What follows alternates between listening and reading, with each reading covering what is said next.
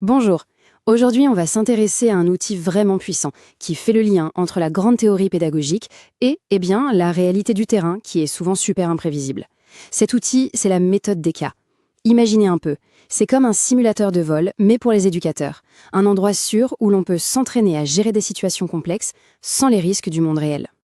En fait, tout part d'une question que chaque éducateur se pose un jour ou l'autre. Quand on est face à l'imprévu, comment on fait pour ne pas juste subir? Comment est-ce qu'on peut transformer un pépin, un défi, en une vraie occasion d'apprendre, pour soi-même et pour les autres? C'est exactement ça le défi qu'on va explorer ensemble. Et attention, on ne parle pas de scénario sorti d'un manuel, non, non. Gérer une classe où ça part dans tous les sens, accompagner un élève qui n'arrive pas à lire, désamorcer un conflit avec un parent mécontent, tout ça c'est le quotidien. Et pour ça, les connaissances théoriques, ça ne suffit pas. Il faut du flair, de la réactivité et une bonne dose de créativité. Alors la question c'est, comment on fait le pont entre ce qu'on sait et ce qu'on doit faire? Comment on passe de la théorie à l'action? Eh bien, la réponse, elle se trouve dans une approche qui nous plonge directement dans le bain. La méthode DECA.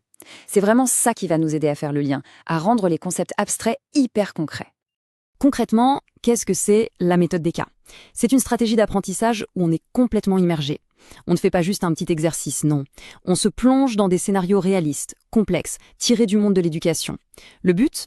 Analyser la situation, poser un diagnostic et surtout, trouver des solutions qui tiennent la route. Exactement comme dans la vraie vie pro. Et là, la différence avec une approche classique, elle est énorme. D'un côté, il y a le cours magistral. On écoute, on prend des notes, c'est assez passif. Et de l'autre, la méthode DECA. Là, on ne reçoit pas juste le savoir, on le construit. On n'est plus spectateur, on devient acteur. On agit, on décortique, on débat. Et d'un coup, la théorie, elle n'est plus abstraite. Elle devient un vrai outil, quelque chose de concret qu'on peut utiliser. Bon, ça a l'air super, mais concrètement, comment ça marche? Comment on fait? En fait, même si ça peut paraître complexe, cette méthode suit un processus qui est très clair, bien structuré en 4 étapes. Allez, on regarde ensemble comment se déroule ce petit voyage, étape par étape. Alors, première étape, la préparation, l'immersion.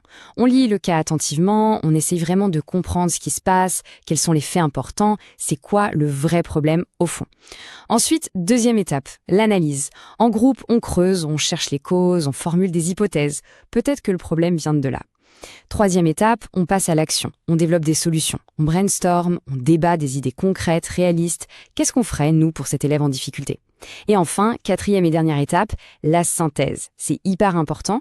On présente la solution qu'on a trouvée et on débriefe tous ensemble pour voir ce qu'on a appris et comment on pourra s'en servir plus tard. Ok, on a vu le comment. Maintenant, voyons le pourquoi. Quel est le bénéfice de tout ça? Quel est l'impact sur le développement professionnel? Eh bien, le gain est juste énorme. Parce qu'on n'acquiert pas seulement des connaissances. On se forge de vraies compétences, celles qui servent tous les jours sur le terrain. Cette phrase, elle résume tout, je trouve. Cette méthode forge des professionnels capables de réagir efficacement aux défis quotidiens sur le terrain. L'idée, c'est vraiment ça, former des gens qui, face à une situation complexe, ne se sentent pas démunis, mais qui ont la confiance et les outils pour agir, et agir bien. Et regardez un peu l'éventail des compétences qu'on développe. C'est impressionnant. D'abord, la compétence analytique, apprendre à décomposer une situation compliquée. Par exemple, dans un conflit avec un parent, savoir faire la part des choses entre les faits et les opinions. Ensuite, le diagnostic, identifier la racine du problème. C'est crucial pour comprendre pourquoi un élève se désengage, par exemple. Évidemment, la résolution de problèmes, proposer des plans d'action concrets, un enseignement adapté. Mais aussi la prise de décision, savoir choisir entre plusieurs options et justifier son choix. Et puis, bien sûr, la collaboration et l'argumentation, parce que tout ça, on le fait en équipe. C'est vraiment une formation à 360 degrés. Et cet engagement dont on parle, ce n'est pas juste une impression. Ça se mesure. Quand on compare, on voit bien que la méthode DECA suscite un engagement actif beaucoup plus élevé que des projets de groupe ou bien sûr un cours magistral classique. Et c'est ça la clé, c'est cette implication forte qui fait que les apprentissages restent et que les compétences se développent pour de bon. Mais attention, soyons clairs, ce n'est pas une recette miracle qui marche à tous les coups. Pour que la méthode DECA fonctionne vraiment et donne tout ce qu'elle a à offrir, il faut que sa mise en place soit bien pensée. Il y a quelques ingrédients essentiels à ne pas oublier. Quels sont ces ingrédients? Il y en a 3. D'abord, un bon facilitateur. Son rôle, ce n'est pas de donner les réponses, mais de guider la discussion, de poser les bonnes questions, de stimuler le débat. C'est un chef d'orchestre. Deuxième ingrédient, un cas de haute qualité.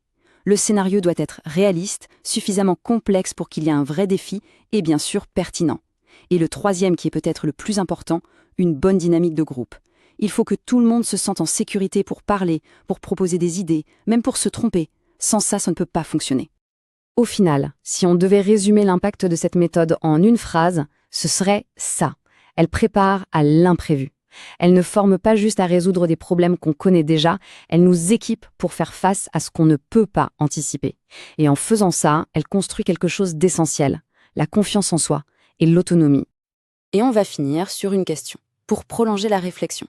Et si finalement, le prochain cas à résoudre, c'était un cas bien réel, un de ceux qu'on rencontre sur le terrain, peut-être même dès demain?